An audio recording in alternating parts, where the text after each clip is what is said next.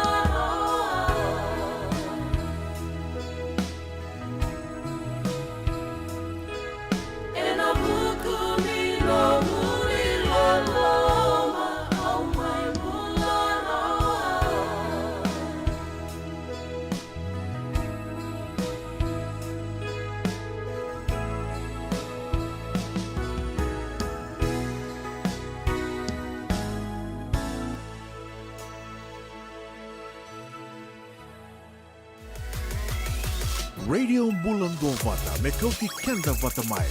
Mai San Francisco ki Burubura, Sema Mai Ngai Waseayani.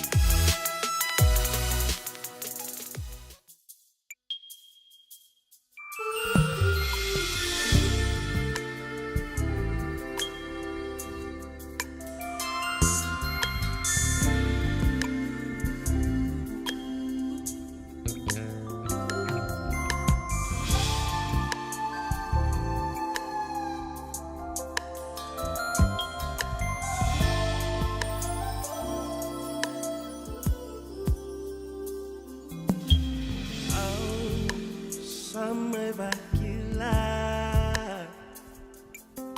sana bakarau mo main beauty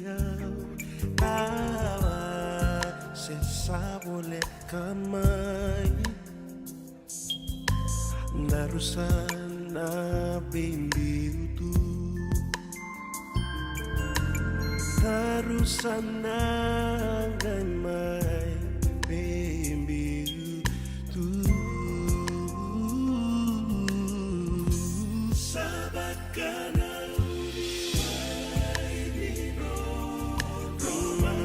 Senganina le sumai au kilani salatina rai salatina senania bantana samai mobi au queremo kusamai lesu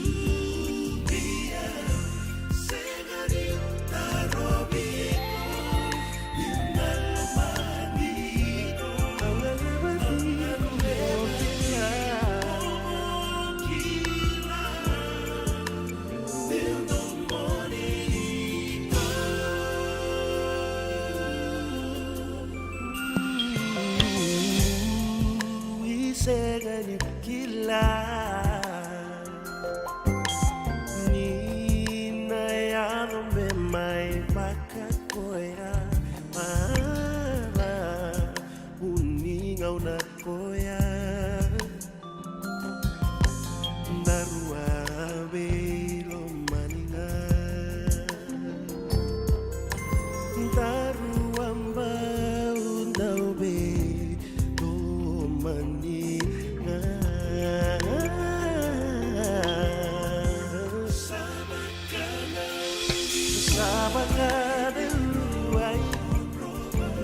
Senganina le sumai Aula Saladina Senania Como samai ngole Au kerea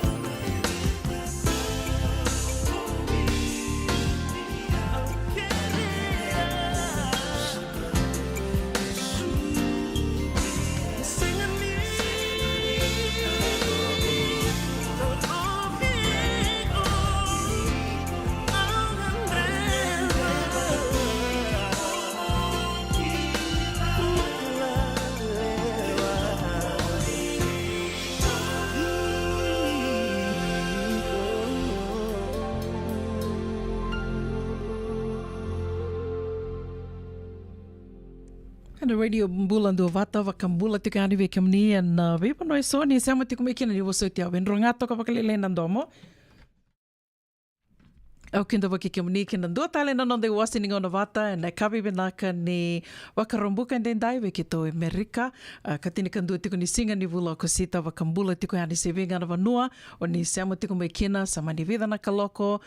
singa dava ndu ndi tiko na singa i nda wakabini benaka tiko ni soli tiko ni dengu ni mbula karao ni nda mai veto mani tali tiko yani kina na ndua tale na nonde wasi ni ngona vata na kawi ni wakarombuka ndendai wakarowa tiko bekimdo mai nonda ndo singa kata lau tiko ngori ndombula vinaka maindele nambua vakanduni vinaka tiko yani sista va ya dava tiko me nangono go se sanga tiko yani kila na dava manda ndo tuku ni tikina vekenda to yana makumbu ni bisikete ke vaka ni vaka wili ke tiko na veka so erto vaka bola tiko mai na sa sema ratiko mai na kavi ni ko ni na ride tiko ya na nona vakambula tiko mai ndo na tua kangu mai ndele nambua ka tuku ni tiko mo ko sa vinaka sa tungango tutu me ngunu titaki ia maletongo ne ake tondo tukuni tondo dabuti to wiki tona makumbu ni bisikete va ke vakaro ninguém ndo mandana singa me ndo mandana itala no mai se dava sarmanda tondo kadivito kina na makumbu ni bisikete ia vakanu ni vinaka tiko yani kina bilo bisikete vakanu ni vinaka talitunga yani vikimdo na sema tiko ngori mai Fairfield and kavi vinaka ni vakarombuka ndendai levo sarna kai na mai vital no takitiko na nonde wasiningo na vata na kavi ni kua na vana kaloko ero na mai bulangi ndo kai tiko ni kina randine vakatawa mele randronro ke tali bomen na ro leo tiko ni komiti karto didi vakatiko na sasanga ni kani bebuke mai na Montgomery na valni lotu mai Montgomery ya na vana kaloko na sasango ya se na charity event ya na geba kai tiko na madha o katumai ka kitona mai beital no tiko ni kina na vana kaloko lima na kaloko sare tiko ni mani sama tiko nga mai ke rona mai beital no tiko ni kina ke maramanita Mama Kobesi and I sevu tiko ni porokaramu ka wakatoka i tiko mai na longa ni o kila nina liwa sarabikim ni o nina talitaka na niro na mai vital no tiko ya kana dorongo di tiko na be wakarombukan da wakabini benaka tiko kina Connect Fiji Care nonre tobe toko ni ka rao nina mai wakaiduri tiko kina na vital no ya se na porokaramu ya na lima na kaloko ni sema tiko nga mai kena be ulutanga taliso ya na yadho talitanga mai na dona ngona leka ngono gito kani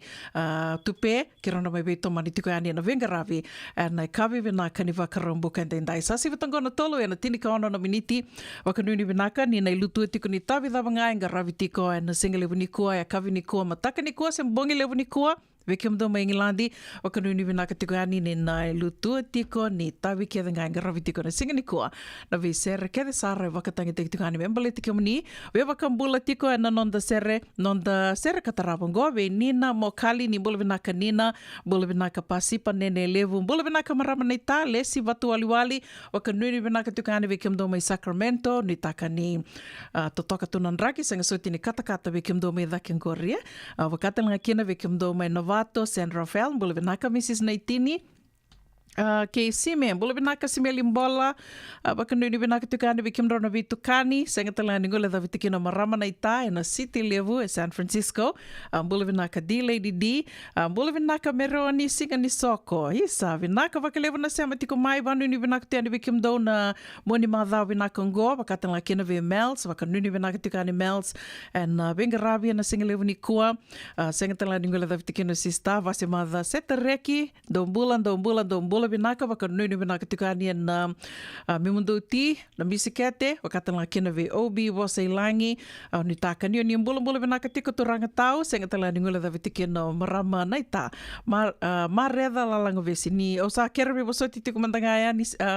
marama naito kila na ni na tura tiko na vuna kerbe bosoti tiko kina ve kimoni na ndona ngona leka ngondor na vital no tali tiko kina sasi vitangona tolu ena tinika vitu na miniti na bonito kaningo una buninda ku ke oni singe sema bo mai ker tunga ge waseto nga yani na nonda page na nonda batabatongo ka bakatelnga kina and na YouTube channel ke rauni ninge subscribe talitunga kina neto YouTube channel o yana radio mbulando vata and na YouTube channel and na Facebook ke sartiko vakalevo ni bulvinaka.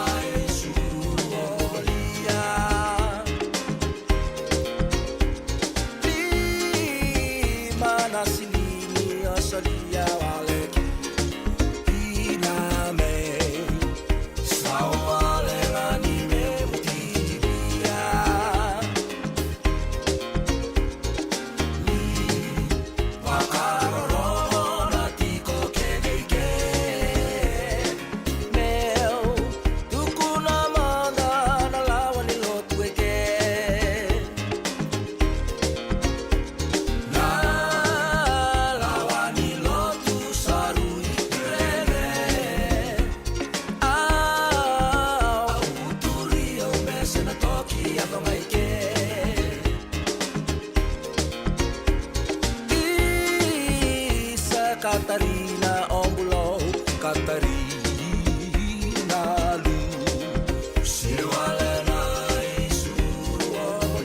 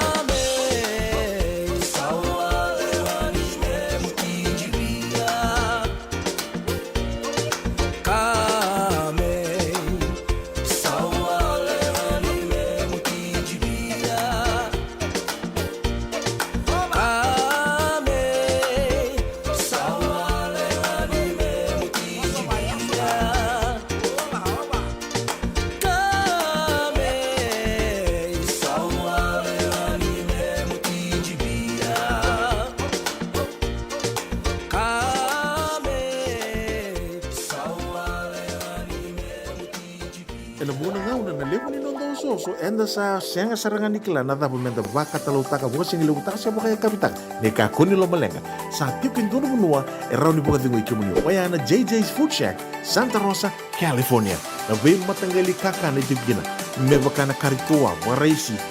na lobo palusami na buwaka na kaiwa soso na dalo na toa na kokonda bainga ni kena gamure na kaka na buwa malang me baka na steak gai baka loka tabi oke kena coleslaw surua Tatni, kailangan ko pa na pai ng bani kay na manray. O yan na JJ's Food Shack, Santa Rosa, California. Pero sarang ano direct message virto, giring akin na bitu sa iba bitu, tolo dio tolo duon limono, se, o nga wali sarang alito mito may nanomota, na dio maluma Billy Street, o yan Santa Rosa, California. Raw talaga ni rito ulit dilibot kayo na nagkemo katalawa sing lebo sa mga kabi, yan may Santa Rosa, Kinavato. JJ's Food Shack, Santa Rosa, California. Nagkamusta naman na may huli kinantunan ng life insurance policy may Lincoln Heritage. Sigang ayaw sa nagkakil ni Turta, nagkakil kabito ni Akostita na 2022 o sangir ta kasarabiri ni tauna. Nagkabi nga ya, kinamagal siya nga ya, sala ko man check. Sengat tali ni pera, sengat sarangan ni pera palilay. In time sarangan may. So, nagkali wara ka talaga tunta wara ka. Kuwertong ko. Kau saya lo bingung, kamu bilang tak, kampanye bilang kan gua na heritage link, mau lebih nak sarang saya kata lintu nak kaya, kata tutu nak kena, bahkan nak kena pepo work itu tak, kami suami, nak kira kena timber kena apa, sen tu bikin dari labu lewaya, minta samu kena kisi, mana marong kena ngona, mau curi paling bula, kaki saya kabel, tak gua dua nain suami. Baya sarangan apa pun, the Lincoln Heritage Life Insurance dondonga. So muna claim na loman ng rusang bulu ka banewa. Kaya sa ruwan ang baki o tinapulsing gaya na lenga, di ko na beba siya oray. Dawi mati sa siya nga. Raw-raw sar na baka leo fo mo na telefoni. Text mai kina mas saiwa walu-walu bandua tolu-tolu walu lima na kena itutu kumatalilay. Nunggu chisu nunggu banua. Dorongo na vimaman yono kinabitu na kawani bugululu we kemadawa California. Wei mamani ruanya kavi kina tolu and a single level ni lotilevu wei kemando ibiti. E warotaka na New Methodist Christian Fellowship USA. Rogondhi na Radio Bulan Dovata San Francisco me kauti kenda vatamai. Ena radio mbulan dua bata sa sivitang kona tolu ena rosa kabulu kavana miniti ni mbula vina katali na sangai sema mai kina dua tali na nonde wasi ni ngona bata ena kavini kua bia bakambula tiko ani na sera kataravango be chochiana vosa bere ni mbula vinaka chochiana mbula vinaka Mr. Naitini vakatala ngakina ve Mrs. Naitini ke kemundo ke desara ena JJ's Food Shack vinaka vakalevu na veto koni tiko mai kina nonda vata kona radio mbulan dua bata ve bakambula tali ngakina ve Steve Murphy na turanga tau waka nuni vinaka tukani waka mbula tali tunga koe wana non marama tau di Lady D waka nuni vinaka tukani vi kimrona mata vi okani senga talani ngole da vitikina Mrs. Mary Kumbuambola ni mbula vinaka marama night mareta kalundau vinaka na sema tiku mai ka vini kua ka waya waka mbula tali tunga yani vi mbola Sarawanga ni mbula vinaka takaya olambati vinaka na sema tiku mai ka vini kua senga talani ngole da vitiko na sere kataravango o Nina Mokali. Vinaka wakalevu Nina na sema tiku mai singatoka ke kemdo ke de sara na musun dobu tiko ngori mai singatoka. Dombulu vinaka.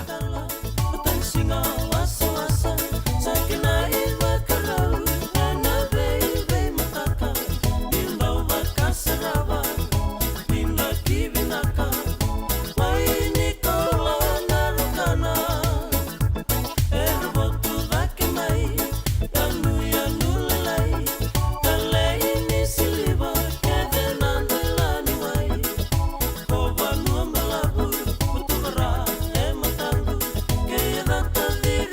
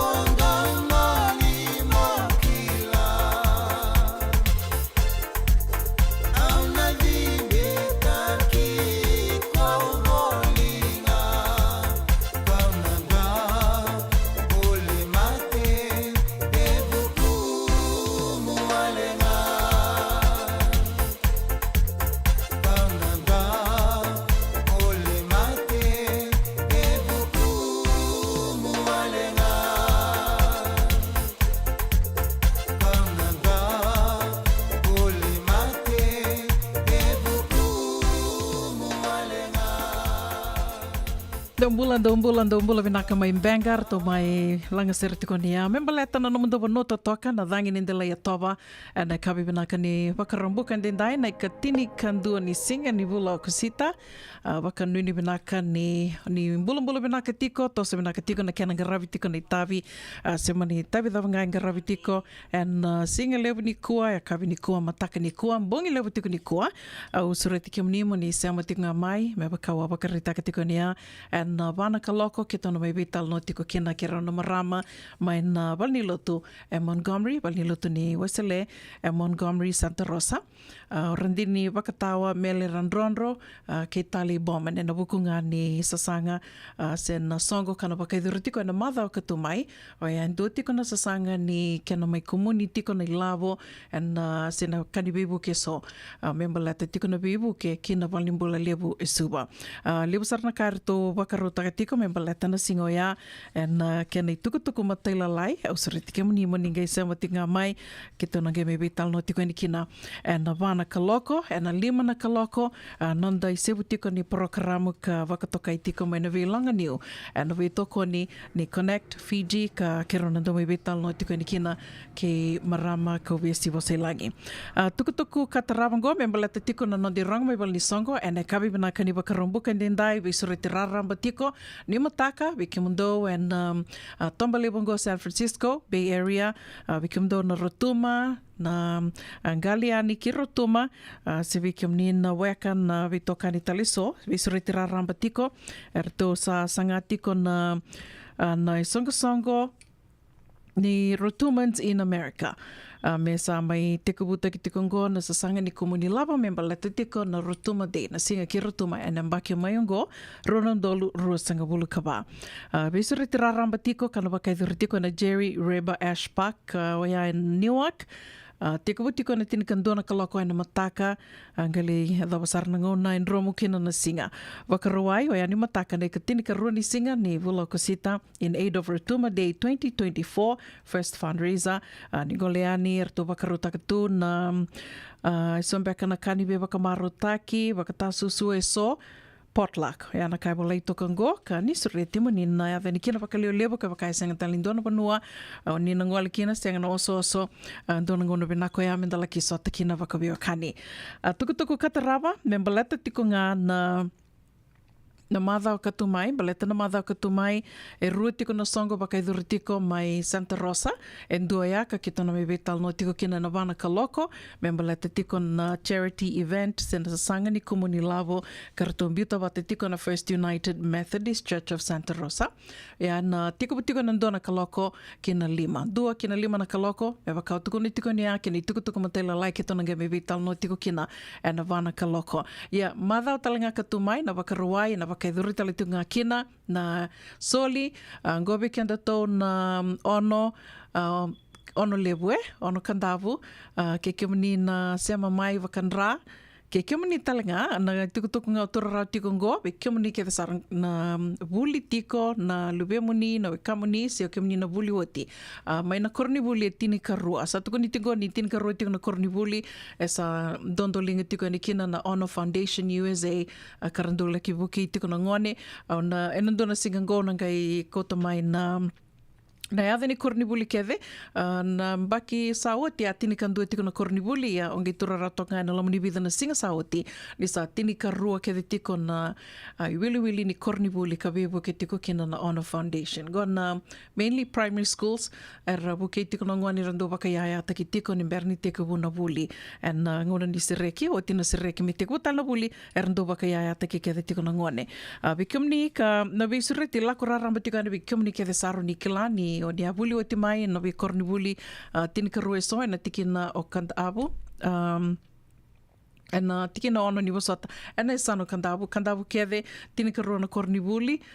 karabuli tiko kina na lubemuni se ni kilani ni abuli me kina na soli vakai dur tiko na vakaruai mayango na katini karuni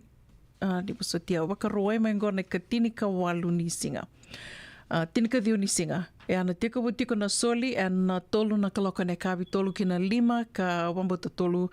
mela kia thawa tiko na nromu ni singa kona ngā tō sanga i wawali kina ia ena waka i dhuri tali tinga mai nei ka wā o ke la niunisa na ke la kia tiko na nei ka wā Ia na wakaidurutiko kina na barbecue, dali somiti, somi angona, dali sota matanga, da laki vital no tu, be maro takitu, e na madhawa katumai, o ia mai Santa Rosa. Madhawa ni muri, ne karosanga vulka ono ni singa. Karosang vulkan ni singa ni buloko sita vi sureti raramba talitunga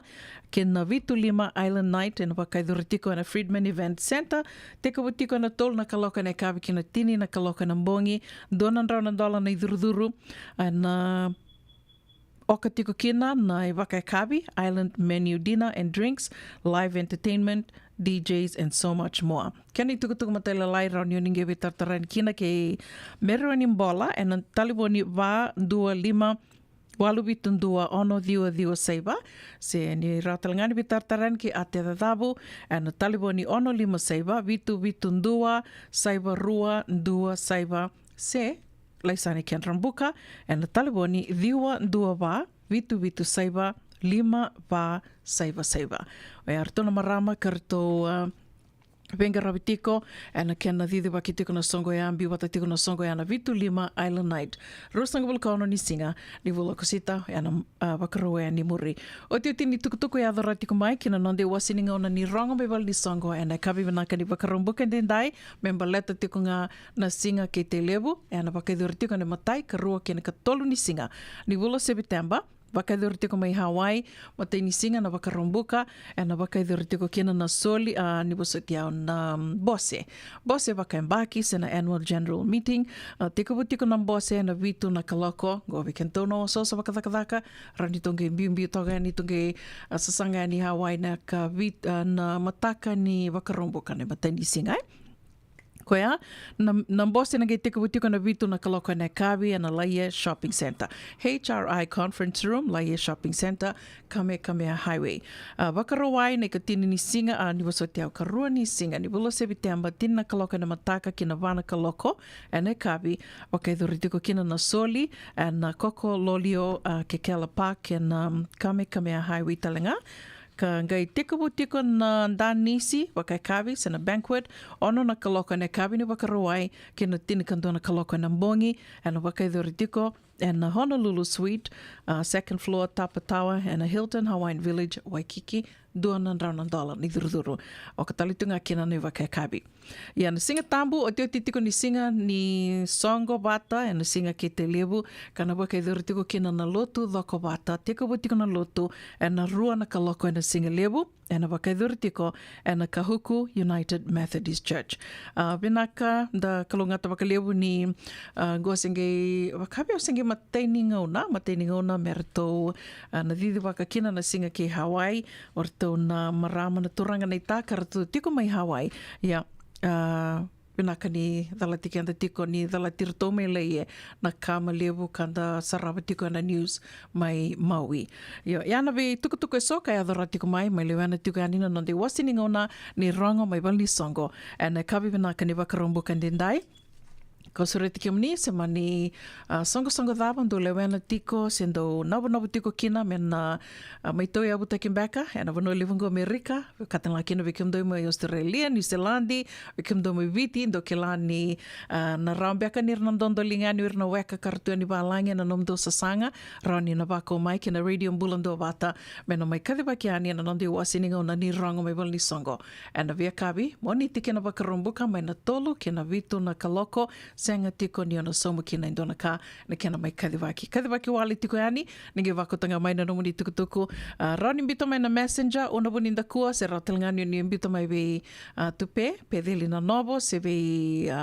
tali matakimbau and a messenger se rautalangani ni mbitanga mai and a radio bulando vata na messenger otonga tini ka ona na miniti me vana kaloko and a radio bulando vata au biava kambula tiko yani and a sera kataravongo ve sera da kauta vatava mbula vinaka sera mbula vinaka sime wakano ni vinaka tiko yani bikim do mai Santa Rosa Petaluma Wakatala kina ve Willie Smith, bula vinaka Willie Smith, wakambula tukani ve tinai Nate, o Meme, o Nate o Daisy, o Maria ke Sani, mai lu toka. Don bula vinaka na sema tiko mai na siti ni suka, na kavi ni kua. Wakatala kina ve Tori katinai ve kiomdo ke the sarana sema tiko mai na atu kuka, o nutaka ni totoka tunan raki mai a Sanangori. Wakatala kina ve Asaeli Saumaka. Ni bula vinaka Asaeli, wakambula talitunga ve Temaleti Rokorasei, and Rokara Road, Drombula vinaka. Check Penisoni vinaka na sema tiko mai na kavi ni kua, wakatala kina ve Rusia te Ratokana, vinaka na sema tiko mai na Bula Place, mai waiavi lo toka, waka nuni vinaka tukani vi kimdo, wakatala kina ve Emosi na sivi, dhalavina, wakambula talitungani vi karua tania ungatea, dombula vinaka mai serne, au nitaka ni dombula vinaka tiko, wakatala kina vi sista vavi sikula, waka nuni vinaka tukani vi kimdo, mai na Gading Road, mai Hayward, sengatala ni ngula da vitikino Mareta, Kalundau, vinaka na sema tiko mai Walnut Creek, and kavi ni kua, wakambula talitungani ni ve dhaka mbiu mai wai ni mbula vinaka tukai Benji, waka nuni vinaka tukani vi kiomnia na kavi ni kua, sengatala ni ngula da vitikino Chochiana Batia Nitu Wasavere ni mbula vinaka sa ndonu au nangaireda na nomoni tukutuku, wakambula talitungani vi kiomni ke the sara na Wuliwati, mai na Ratu Salala Sukuna Memorial School, o ni sema tiko mai na kavi ni kua, o ni vili niu tiko na vi longa niu ke the sara. So re kiomni na nama ki tiko mai na rongo mai na nonda, mai na vi longa niu, toia mai seputa ki tiko na nonda porokaramu ai na kavi ni kua, na lima na kaloko, ni sema tiko ngā mai ke wakai senge matei ngona nomoni sema tiko mai ki na radio mbulando vata, ninge wase tokani. Ndunga na like, ndunga na share. Nimbula vinaka.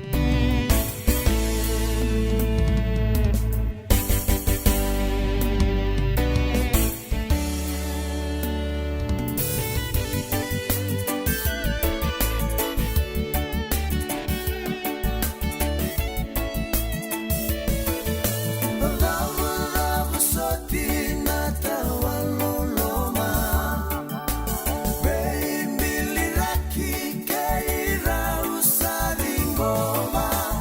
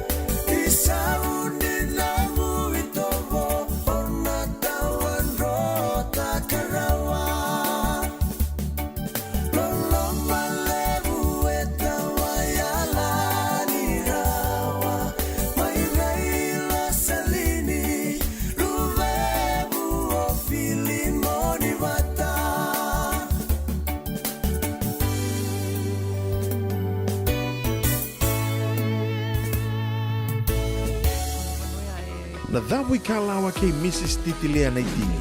Vei talanota ki kina na ulu tanga bimbi ka dau rendre na kena vei talanota ki sewa sei ana matana lewu. Ulu tanga ni toso ki liu. Vei waka ungeti ka dau vei la beti. Rongode na vei kavi ni tu siti ni sivu na tini karoa na tini kalimana miniti vei kemando i viti. Sivu na lima na tini kalimana miniti vei kemando i California ana vei singa moniti. Ana vei tau koni ni JJ's Food Shack, Santa Rosa, California. Rongode na Radio Bulundong Wata San Francisco me kauti kenda wata mai. E dona mate kuniti wale wa kenda mana wasa Pasifika na hepatitis B. E kunei ni ndua mana wa tini corona leni bunua mana wasa Pasifika Amerika ni tobi reti kuna mate ngona hepatitis B. Ongo li wa kena na kena roni betobi se na tobi kuna mate ni nada se liver cancer. And then remendo kila ke sa tebi kwentiko. Me bakani sa ngosoti ni kene bakatakela kila se symptoms bakabo ke sa mbimbi na mate. En bimbi ngona kila mono bakani kebi membaleta na hepatitis B. Peter mai kena telefoni 526 ono vituva 51watolu sesi koba na nondo to website www.sfhepbfree.org. Awa wili kay sotale na itukutuku o lewa sangara kabagatarungi reso kau manitaura sara endua na lave ni endua na bagandinti ke kayadana na itukuni ke matabatudo. Era to wabala e sona turanga ke na maramanindere. A kota batakaya na ibugandinindi na eso me toko na nanondo to italano. Nigay nama kamay na toso ningaw na kay City Veni Raturla and a basing of Bukalulu ni 7 na ba and a tini na maniti. E viti ni 7 na tini kadua and a tini na maniti. Nama kamay and a Radio Bulando Wata San Francisco. Mikauti kenda watamay. Radio Bulando Wata Mikauti kenda watamay. May San Francisco ki burubura. Sema mai ngai wasea yani.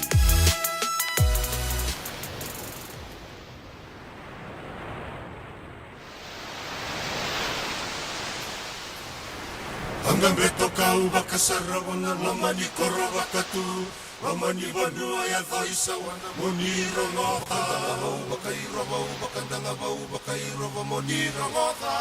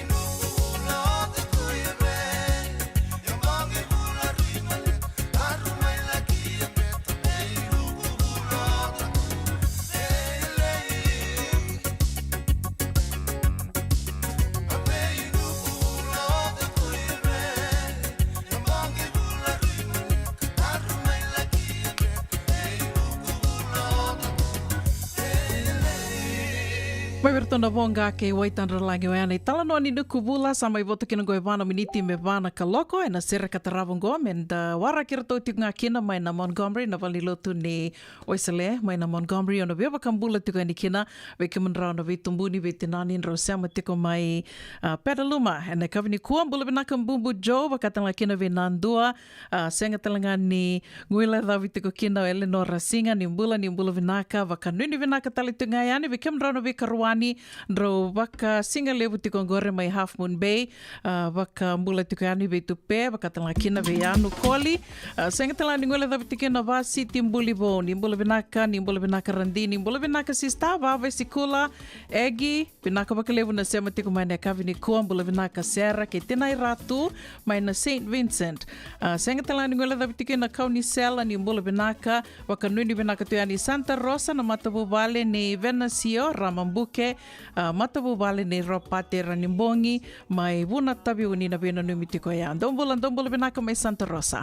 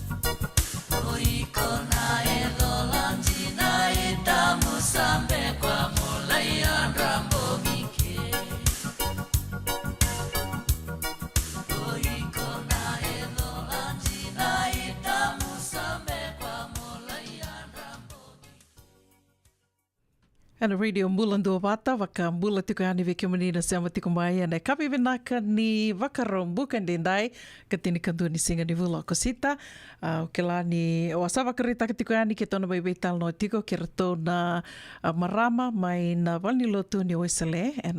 Montgomery Santa Rosa ana buku tiku ngani non reto waka wakarau ken non reto songo kana waka idur tiku ana madau katumai wakaruai na madau katumai leu sare rasana nama ki tiko kina e leu talngaere sena loma taru tiko kina na sasangongo non retu sasanga tiko nga me roni na bebu ki tiko ndu tiko na kani bebu ke kina wakayaya taki na walnimbula lebu mai suva sena CWM Hospital oni sana rei tiko mai gore ni rei di talei dondoru talanga me kito sema tiko mai ki Mrs. Randronro randini wakatao tiko na walnilotu na Montgomery Mrs. Meli Randronro ka wakatal nga kina endu talanga ese sasanga tiko mengo ambula bina katali o bambuta ni ndoruara kirto tiko sarani tiko butiko no vital noa ka kelani rautal nga ni wakamadala te kirto mai na voni komiti sena songo ni marama dong bula binaka Bula vinaka una iyo kita on chikeningko bateke rua na marama mainan itu songo lotu o Mrs. Meli Randronro kan itu ranjini wakatao talitik nga bateke Mrs. Leisani Tauyabu liu chiko ni mami songo ni marama na songo lotu ni Wesele i Santa Rosa ka waka takay talitik nga sikilay chiko ni Montgomery. Vinaka bakalewa. O Wambuta sa wakadanga usara tiko na numundo waka rau ke na songo e na mahadao katumai li usara na post and reida tiko na itamba sa biu dake tiko mai wakame wakamala unde yalo tu and nana makitali tunga kina. Ia senga so tini lewa na kau kilaka me wakataka na kando sa kila tiko ndo wakarau taka tiko mai koa ia o na kiri ko kina tali kira ninge wakamadala tikiri roti kumandanga na marama i rua ni bera ningai te kawoiani na nonda tuwi tala noa. Sandonu, iyo membaleta tiknga na ka tikbu nga na song ni marama andua na nito banananu mendua na ni mami bibuke lailai na ni mami balimbula lebe viti ICWM kau takemina banananu ngo na tikibu ni ambakingo kasa ki mami tu wakati kumaikina kakitu babinibinaka ni libsar chik na bito koni may na siyang walingani ni to song ti Montgomery bataki lib talaga na doon na bito koni sa laktal nga may nabi song taleso may paleta na sasanga binakaunggo o leo tinga ni committee ni CWM kwe linga tiko ni Daka na kaya na ngarabi na kumuni na songongo na madawla ko mai na kumuni sa tikbu makasar tiko mai sa tos tiko na babarau kina tuba kina libutali ni banananu lakadaki tiko mai na kaya na sangay tiko nga me buki na sasanga ungo siya obambuta go singi matini ambaki na lebu dake ro na kila ro na marama no bitoka ningo membaleta nga na sasanga bakaungo na nungu sengai durumay kina lotu sengi matini ngo na mi waitabit kio kina yo marutaka obambuta ni sasanga pinaka na buki kina na ni mami balimbula lebu may biti o klasa na biya ontal nga maingo nito liu ni song ni marama ro ni warta kabalilay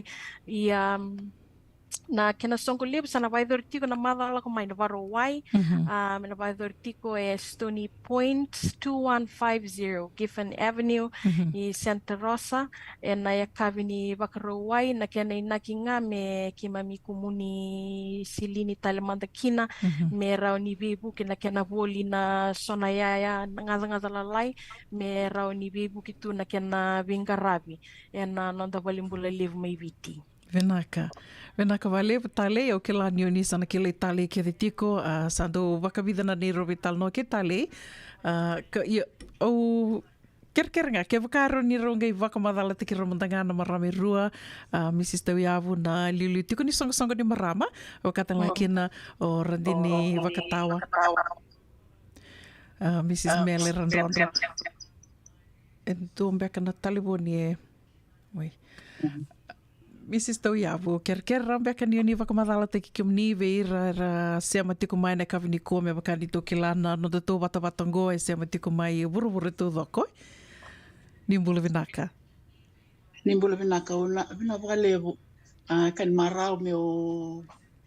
bau ndu mo na ngauna meu mai nambi mo ondo warong vale no programa go kani sayang sar vale bichiko ve kedana tungo Amerika na kena wakati te tuko ni tukutuku kena kain da brador tu na bibo no ndan ditukina na vale bo ya o na dangunga o me kami na sana kile tiko lubu tau yabu au marama ni tarko di dia lau ko bawati saraki na ano me moala lau au wakati tiko Santa Rosa kito siya mai baka bubale na rono ndul ka ono kilasa na pola kani mai mbaki tin ka bitu tong beka se sauti tin ka bitu na mbaki na nito ti o bubale ke Amerika kito le ni lotu ti ko ina Montgomery United Methodist Church nangaw nga kito ti kina Santa Rosa kito sale tu ni valutungo ka sa tor ba bidan itu tu ni songsong ni ma ana liu ni songsong ni marama e Montgomery o kilani na liu weekend na biso bro san kilati kuna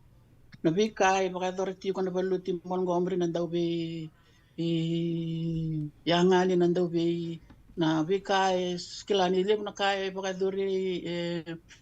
California baka duri tiku baka lewi na balo ti Montgomery. Yango na non sa sanga tiku nga na marama na Montgomery United Methodist Church. Matai ki mamilewe 5 katul ngono go 5 katul na marama ni bibiti tera lewi tiku ni marama na tampana baka biti Montgomery. Sala ko tiku mana ni mami sa sanga ele na puno ki mami sa aba daukina dona ngauna kitu semba daukina na kena baka fotokopita kena bal ni marama ni balu tu sele mai viti amba udau kena baka lebu na song ni marama i Montgomery yongo sangai na tuba ka ke mami da ka pati ko na marama i Montgomery ke lani ki mami sabi na ka kendo na kambo bia lebu dake na vivu ke kina ve irana kanta mai viti ke lani ngana ndre ama ya do bana na matenitura kisah ki mai pakilaya ni Amerika na ndre eso tabi mai viti ya rambau sang to wala kina na marama ya rambau minta tamer rambau dau ke vibu ke be rana ve kanta mai viti pambimbi na walimbula levu na bandua ya randara kina to mati sama ni ato kina na panana no pirna na marama be kitu na marama i Montgomery na bondo na dau be ki mami ka ko ni to ko wala be ki mami ka ko ni to na tapa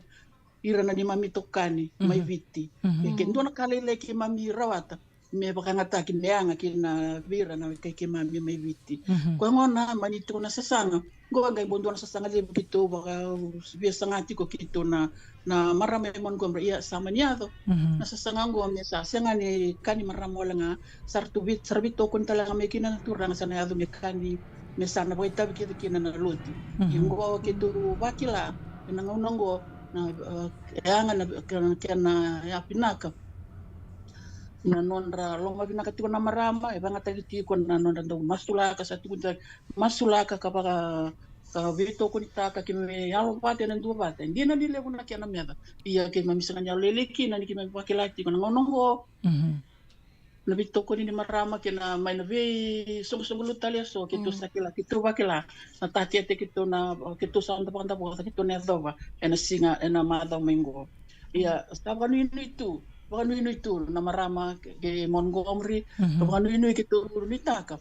ni nanda na may sota ena dua na singa binaka indo talaga na singa binaka na may sota na wikila senga nyo Methodist United Methodist Church nga sa kito nui ni weekend kita na marama ni witi na ngalala na singa ya enda bakang bauta bata enda may dua bata na singa ya ena dua na singa ena marotaki dua na singa may ukamba very exciting may naraw kina ni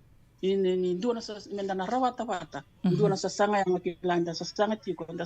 birano ya kanda binanda ban normal ko sanga yang nakabya ba andita katiukin ba andita katiukin na una o ba binibina ka lebu ni kitumbo may interview talaga may kila ko burubura maka nabika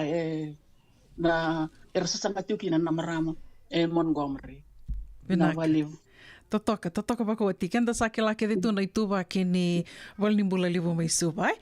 ko ya mataningo no rongo dakina ni sawatongo na nomundu sasanga na itubutuba sembiu mai na vida na ronikana ruambia kana bula sauti sa tiko buba ko mai kina na kini tukutuku dona kana ni romaru takatiko ni mai batingo na nomundu sasanga membeleta na walnimbula libu subai ya me dava tiko mengo dava manda na baka dava tiko manda kini rirai libu erasan dondo linga tiko yani na vital no kilani rotu ko tiko mengori na excitement lewer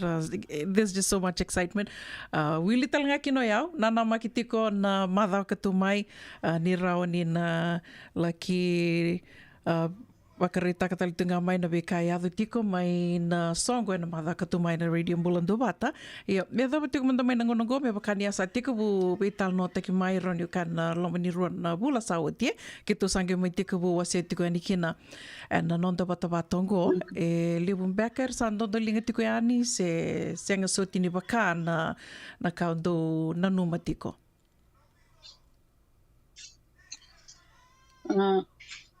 Oyo. Iyo, o tali se o kela na gairo ni nasa sanga tali tumbak ngamay. Pinaka una inangonongo kito se elebu naka kito mana kito sa tigo na manda kay kito nga ni kito solia kito community naka medho mengo kitu sa wakila tiko ni sa lebu na vevu ke sa yado tiko mai. Ia, itu nuitaka ni na singa ni na madao maingo. Sana rao ni lebu saran kai yado tiko mai. Sa lebu yado tiko mai wakana era singa ni sulia mai wakilavo soli nga mai na vika ni vingarabi. Iya, na ya ni vingarabi ranu manina le yang ai balimbula. Iya, kitu wan itu nanu matungame kitu baka city ta kasi na dawan balimbula, kena city na kena tawelu na linens ni balimbula. Hindi na ni kitu kilani na na kitu na rawate na roni le raw kina vida na award na raw kina iya. Nangonongo kitu na wakilati ko ni isali biti ko mai na bito ko ni bi matalut taliso na bi song taliso kitu nama ka na madang minggo na target mi kitu sa wanda po chiko kila ngai po sa kina na nito na iliuliu ni project committee kitu na do na kai target tagi chiko me bukani libu na kai na program itiko na reta mena na be ora na designers mai biti na floor show na make na daba na baka dur kitu sa wakila tiko nangonongo kitu na rani ado bana ni tu target na madomingo na walibuna ni da buta tingor na target Mrs. Tauyavu na sa tiko ndo na ilavo ndo na uma ilavo ndo na numa tiko se na lebon beka ni city na wanga ni loko se na evada tiko beka na ndo target sema soti ni kilani ni lebu na target kitu target kina ya na kitu target mi kitu na singa tahap wai na madao mengo kitu target itu kina tini na ndolu na dola ya me bakana transportation ni se na kami na baka kina na ya ya na target itu kita tiko na rani tiko mena rusang bul kalima na ndolu na dola kilani claro, sa kung kalima na ya lawan ni Amerika? Lawan ni Amerika. Na rawan ni nakakina sa na lewu na kay lewu sar na kay raw ni na raw kinay? Lewu sar na kay na raw ni raw kinay hindi na ni kila ni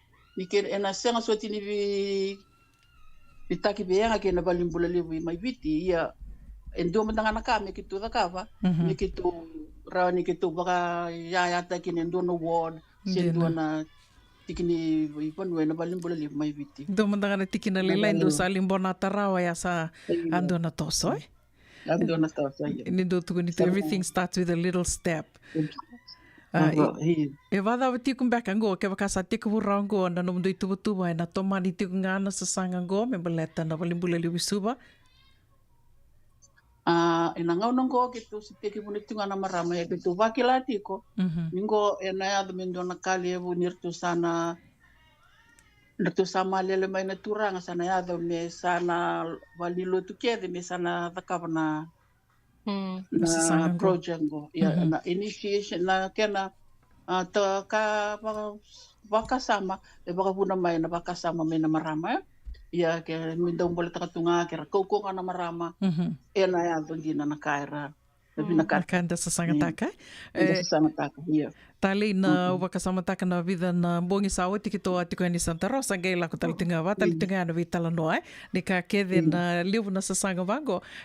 enda to ya vutanga mai na marama na kena wakasamataki na kena mai to ya vutaki o tia sangerando veto mani mai na turanga na kena didibaki na kena mai garavitali na vitiki na taliso ko ya vinaka bakali totoka tiko na wakamadala ia na nonto to programa ina mada katumai. Ko tuko ni tika o matangando na kana nungu na nama ki tiko ni kina au kila ni rto mai tiko ngona so rto bakarita ki do dula rto na designers mai viti seng ni kila ni rto tiko nge me kila tinga verto na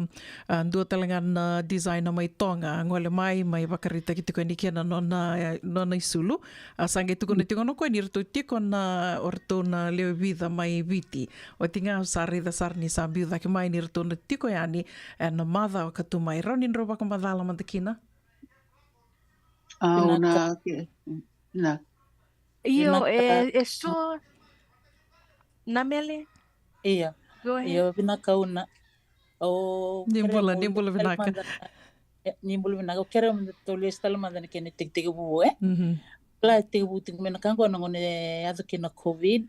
Ko sa tali tampa sambi tig mai ndare ti ko na bakalolo man ni Bakalolo rere ni man bali. dina.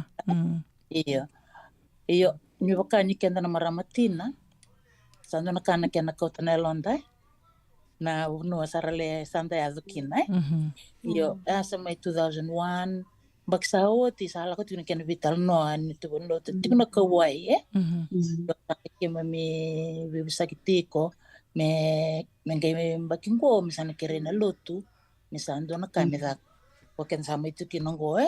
ibna kan ngai aban ngai ko za ken ngoni botu bulo na kerker me na susang ni marama me bakaka ken liu sabo kan donui sa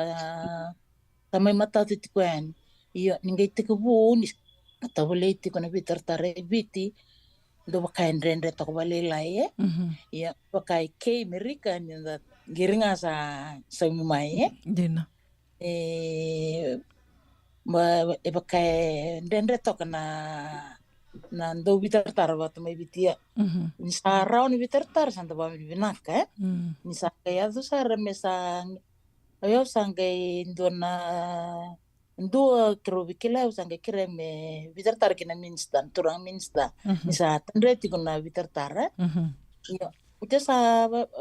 bina kani nisa ngai posa mai na permanent secretary o Mr. Fong o kwendo la bana katu bana na vika virtu na bakalisilesi rake o na Sandra o Jeremiah Mataika orto vivo ke bakalebu na ken orto satu bana mai na kanga kito abekela tiko ani na zapa na ken lako na zapa me kito bakaka ba meroni na the procedures kito bekereti ibu na karto saba ko matatak sa biba binaka sa soli sarang amena biba kondoni mai we J Mateka o klako na kani o kwena kani ani equipment chumba ko konta pani ko ke na bosu tikum beka dan ke na tambana ko na pharmaceuticals and equipment department ko sange balam no ko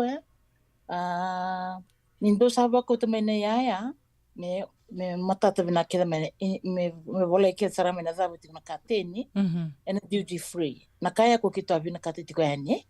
ke ta be lati ko se na rani duty free na ya system ya kita bawa ni nak ni sas urto sa bakang dunia maya ni sana ya membalatan na nito fundraising kasi kata ko nito luleu itinundo lumikito nito fundraising dengan marama am kito sulia nga pero kina na itabi kito sa andi na kita tu me kito sa andi wasi tu kina na balutike wasi bakaba sayoni tenai kalili kilsaman kito maraman biwaswasya ito sawasi tino kito na kumuna raw tinundo lu de boli kina na yani mone kona ni mode kito sa taro le subiti eliminan raw tol sang lu kelima na levo ni ndabo iyo Limanan raw ya na balin bula ke de saranga iyo anak kartu tukuna mai na balin na CWM o tia sa nga kitu ke lako ni tu kerker buka tingan kitu ndongan la lo menut kerer ton so turang min donor to kateni o te ker to zorbo ke ngonel ndo talanga no to kateni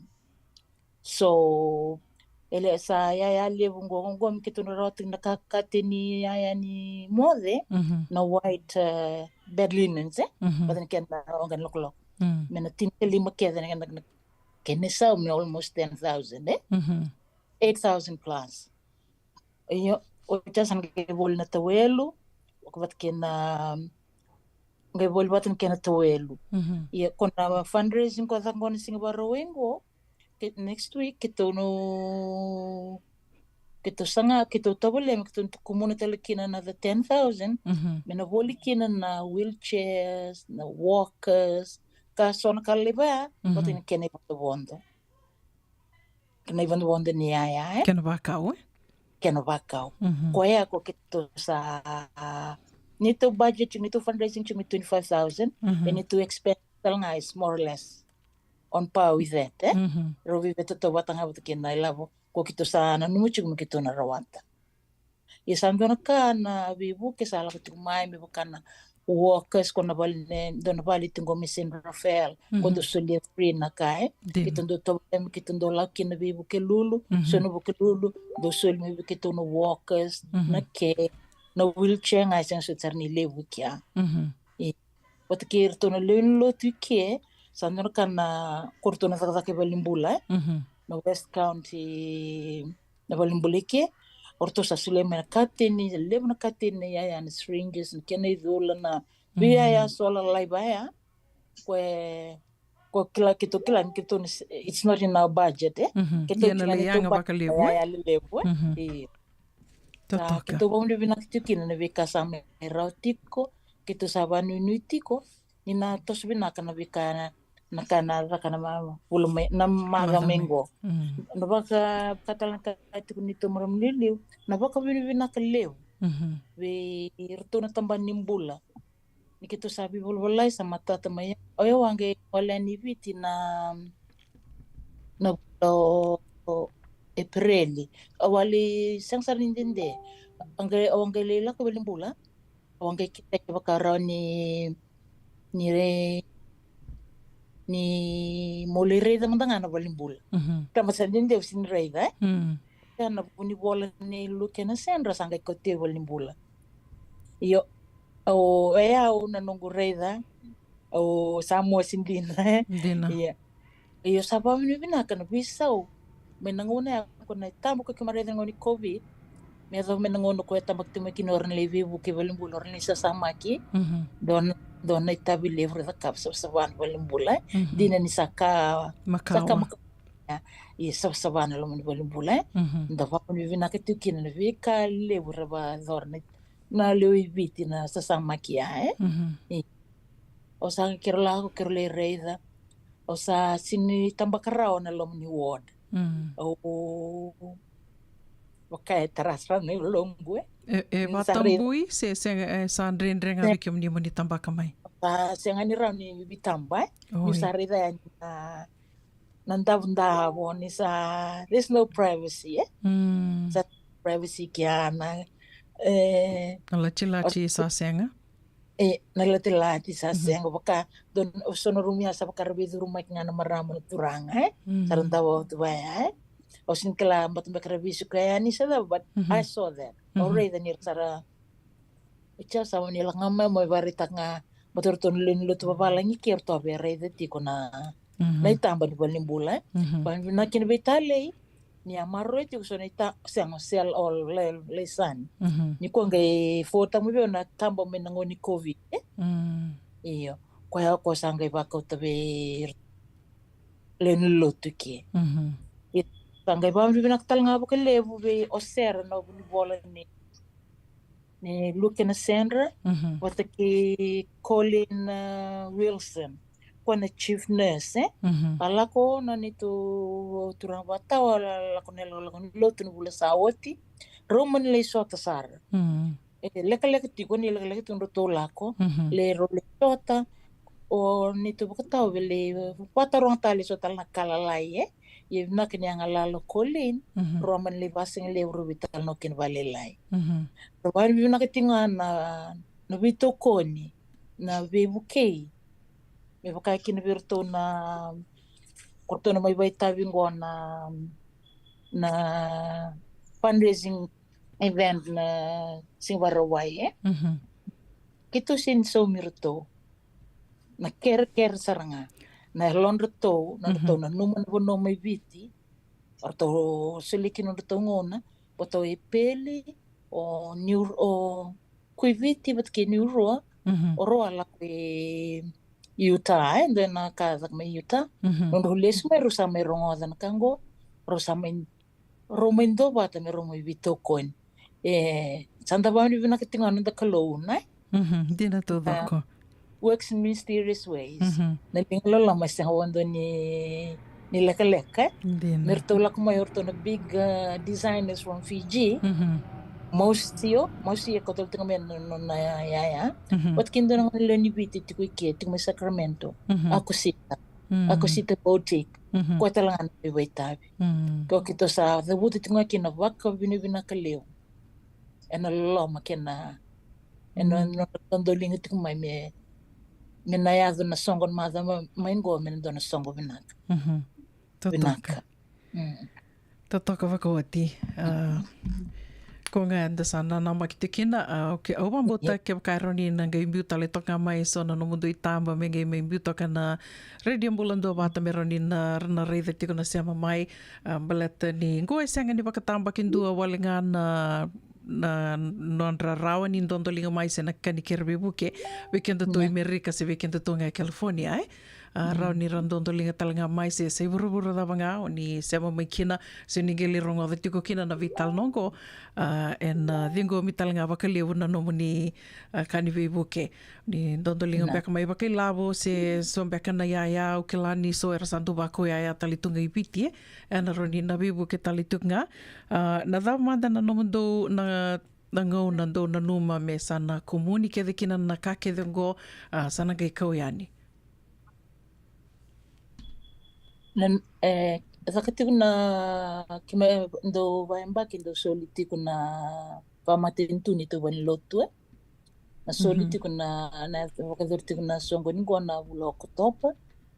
sama ni kito zakana bi sakina sa lotu ni marama sakime mindo va te sana gai songo ngone ya na singo ko vai dorkina na ni mo kumuni lavo men sana totala kina na lotu ni bako bibinaka na veka sama rao o kotopa. Iya. Tasindende. Dina. Totolo wali tunga sa tueda betul mingguana bimama ni bula kosita. Kay madha ka tumayato sa siro sumbu talituani. Watunga na totolo ni toso ni ngaunay. Do talimbeka na okila ni $5 na tikite. Ero ni do waka madhala manda na dapasoti ero ni na namaka. Men nirna suma na $5 na tikite na dapasoti na baksinga levu kay na dapasoti talimbeka do wakaruta ka tu. Tale. Hello? Iya. Na program na varuai na 5 tikite ya sa will tiki na basing levu na singaya mer na kakana ke tiko bakabiti levu tiko na ika levu na vasakera na sotale na Fijian delicacies the will talking na $5 na bakana fashion shows which you'd be accessing lines from all those local designers. They will have some that you will be able to buy on that day. Apart from that, dera ni ni bakatu na Fijian or Pacific Cultural Day. It will be a day of that. It will be a fun-filled Fijian or Pacific Cultural Day. All of the items on that day and chiko na meke may birna ni mami Sunday school laku sarabin na ve mata singa erna yando chiko may na meke na singa ya laku pata chiko pata ke na fashion show. So I think not only is this a good cause where your $50 will be going towards a good cause towards CWM, it's also going to be helping local designers that are coming all the way from Fiji and Tonga. And also helping our kids get exposed. For example, irna nit mamingon na Sunday school sarabuli meke chikumingo with na mada olivir singi matay ningo na merabuli de chikina na meke babiti. So we see that another way of teaching them our culture and traditions. So I think all of that in itself is worth far more than $50 for one day. Yes. Dina todo ako. Totoka ba ko $5 ya? Ya kaya ka na ngole nga yan ni rangeli sulia na $5? Iyo. Iyo. Tapi kimami ang wasi-wasi lava ki how many tickets each person in our congregation has to sell. But also on that day, the floor will be open to make donations. So even if we've sold all of our tickets, and nandola tu na wanga di bola ni soli na singa ya me vakanga na fundraiser. So as the event goes, you can still come in and make a donation. It doesn't have to be $50. It can be $5. The door is open. Venaka. Totoka, kena bali $500 ke baka sember ni voliendo na tikite ra ni ngole ngayani ningeli soli ngakia ke baka sama ni baka ungeti sarna lomuni sanga ni kena ke $500 na kai soli se men leino muni down na singa baka rita ke tale na baka singelevu na meke na fashion show sana tu baka rau diso ti manda diso ti tale na fashion designers tiko na singa tale. I think Mameli will have a better. New Rua, yeah. Kuiviti. Mosio. O te ke Akosita Boutique. Rto leva, Rto leva. Leo vangor to na mai wakarita ka kede tiko na non rto wakataka ni linga na isulu rto dula. Ka rawa talanga ni ndale voli ani kinai. Rautalangani dana lebol ani kina tale ni orto kede na mai bakarita kangona non reto daka ni linga se reto kede na designers ongo senga ni reto lava kandona ka merto so mikina gona non reto kasar tu ngani bebuke na sasanga yang ongo ndo talembe kana kando be osiana marama ni berni mai dava no to vital nona kabini koa. Ndonga na kawa lutu tiko nungu kani ba bibinaka o kerenga minda ba bibinaka talanga berto na maramana si ba kedengu berto tiko ngoi California berto sali rongo na tuku berto sabe gireti berto sangir mai berto kereme rosa wul berto ite rosa wul ya sandono ndol sandone la volevo kito sa ba bibinaka tiko ngana na loloma tu weekend na itoke Venaka ge vaya ni senga ni tuku ni gona nom do val ni mbula ngau ke mdo gona do val ni mbula kede ni sandu vi wali te gitu na ndo la kona val ni mbula mai viti sa tu kuntenga val ni mati sa senga ni val ni mbula baleta na ke ni tu baki koya visure te tali tunga ni go na radio mbula do bata vi kemni kede sarna se mati ko mai rongo te ko na vital no mendangole ani tali viturlinga takabata dali Dau se mani wakadava na kena levo na kena lilai ni ka ndaro ni ndali ndondo linga kinai everything counts wambuta sa mai roti kenta tumbeke ana vital no ke baka ndo tale na ka tiko roni ndonga i sulia mai mena mai kadi baki tiko ani na madha ngo se botali tungo ndo na madha wa ngo na bakaro ai mai ngo tiko tiko na ndo na kaloko na single levo kena lima na kaloko ana kavi any last words do talembeka na itukutuku we wa kung getting back we rakar ngai sama tiko mai na kavini kua pinaka vitoran ngonongo mo ba pinawali ko bi kemdo na no mundo mai I kampuraka na itukutuku na isasanga malumalo mo ka sasanga to kina na maramay Montgomery pinawali mo na nomdo kawita ka tiko na bikami na rawan inda sasanga taka na tui na panwali mo membo yang atu yan ibira na kakanta may biti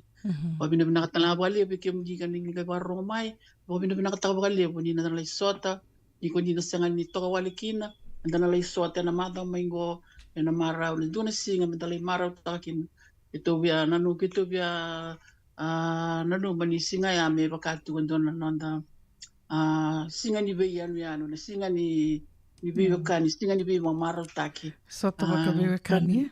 iya sota bakabiwe kani dalay sota bakabiwe kani po kaya ngo bakabiwe kani po kaya anda maraw taka pataki na kanduan na sasanga yanga me na yanga kinabira na kanta may biti na wali ko sa kilanya ko nga una bibi ngeti visureti tu yani na warawai ni manda mingo na wali na ka vakalevu anda mai vakarong tingo verto na Songo-songo ni marama rtona vili utakitiko ni songo-songo ni marama ina wali loto ni Wesley United Methodist Church in Montgomery mai Santa Rosa okilani ni sana dorongo tu tumbe akabakalevu na Montgomery na wali loto mai Montgomery arto mai dhautiko ni ngona marama binaka bakalevu kimdona marama na mdo bangalala te kimdo mai ane kavini kuwa binaka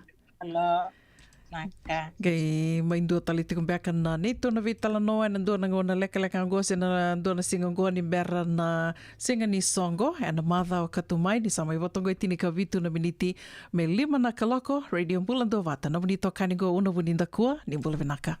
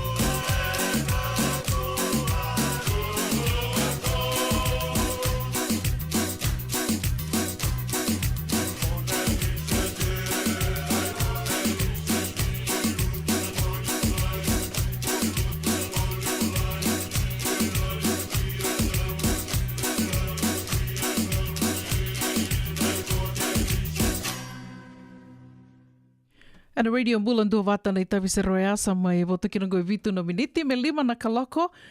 Usure tike mani ni seama tinga mai ana 5 na kaloko sana kirona me vital no tika ni kina na isevu tiko ni nanda porokaramu ka wakatoka i tiko mai na vei longa ni niu. Oia kirona me vital no tiko ni kina ke marama kauvesi vo Seilangi na vei toko ni tiko ni Connect Fiji. Connect Fiji kea. E nangei wakantontonu taka mau marama nei tāna ngona kira sana vital no kina ia na dona ngona leka ngona ninge nana maki tiku me kina na sere kataravo na ve wakambula tiku ani kina ve kemoni ke de sara na seama tiku mai ne kavi ni kua ve ngana bono ni seama tiku me kina ngome na nomu ni ke de tiku wakambimbi tiku ve kemoni ke de sara na vili niu tiku na vili longa niu ke de sara se ve ngana bono ni seama tiku me kina e ne kavi ni kua.